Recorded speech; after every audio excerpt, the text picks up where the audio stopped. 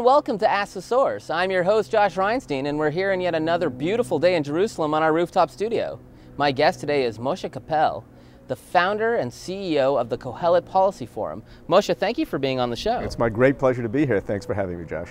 Moshe, tell our viewers a little bit about what is the Kohelet Policy Forum. Okay, the Kohelet Policy Forum deals with three basic issues. The first is Zionism. We want Israel to be the nation state of the Jewish people. The second is free markets. We don't want socialism, we want capitalism.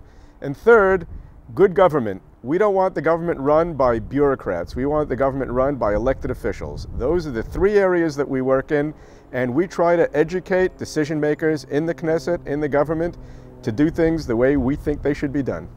Well, you have your job cut out for you. In all three areas, we've had major lacking in our structures in government and also in society.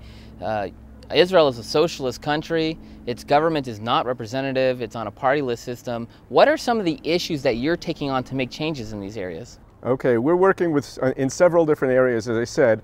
With regard to the Jewish nation state, we have written up legislation which defines in a basic law Israel as the nation state of the Jewish people. This includes Hebrew as the national language. It includes all the Jewish symbols as the symbols of the state of Israel. It includes a Jewish calendar as the basis of Israel's calendar, and many more things that give Israel its Jewish character.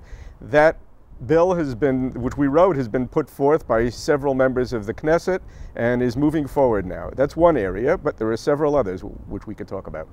Well, another thing that's problematic in Israel is the horrible bureaucracy and red tape issues. What are some of the things that Kohelet's doing to try to find solutions in that area? Okay, there are several areas in which bureaucrats are not letting elected officials do their job. The first, and probably the most important, is the area of legal advisors to government ministries.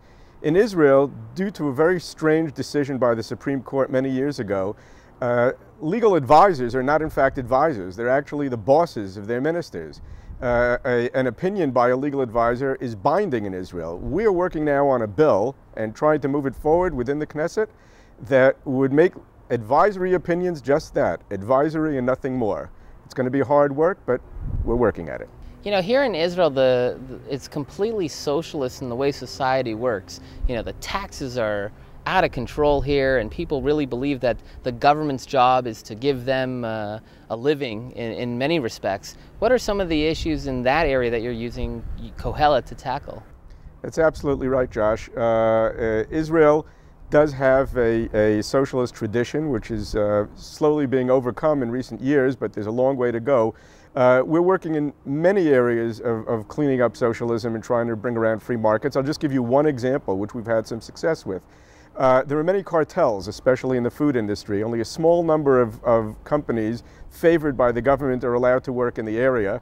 And one of them, for example, is the honey cartel, where only two companies completely dominate the market because of a honey council, which has statutory power and only allows those two to work and gives out licenses very sparingly to others. Due to our efforts, the Ministry of Agriculture just announced that they are taking all statutory powers away from the Honey Council. Therefore, in that area, we're moving towards free markets, and we're going to continue in various other areas. You know, one of the big myths in Israel is that taxes are so high and there's so much regulation, bureaucracy, because we need a strong, powerful military, and that all the money's going to the military, and that there's nothing we can do, and the military is so essential, which it is, so everyone just has to suck it up. Is that true? No, unfortunately, that's not quite true.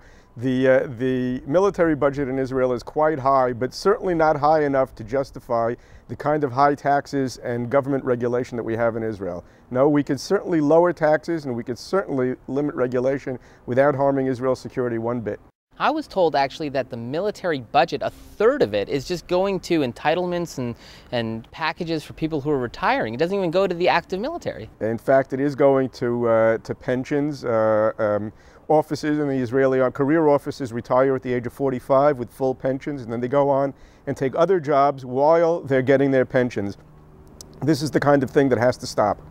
You know, something else that's really bothersome is being from America and Canada is that I have no representative in the parliament. You know, I elect some party list once every 4 years and then you don't hear from anyone again. What can be done to bring real direct representation to the electorate? Well, that's an interesting and controversial question, Josh.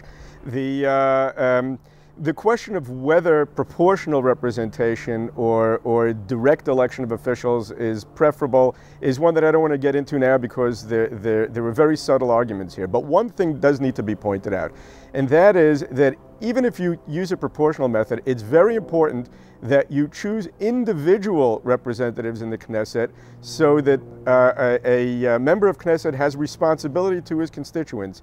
There are ways to do that within proportional representation, but I agree with you, it's absolutely important that the system be changed so that specific individual representatives have responsibility to their constituents, and that's something we're working on.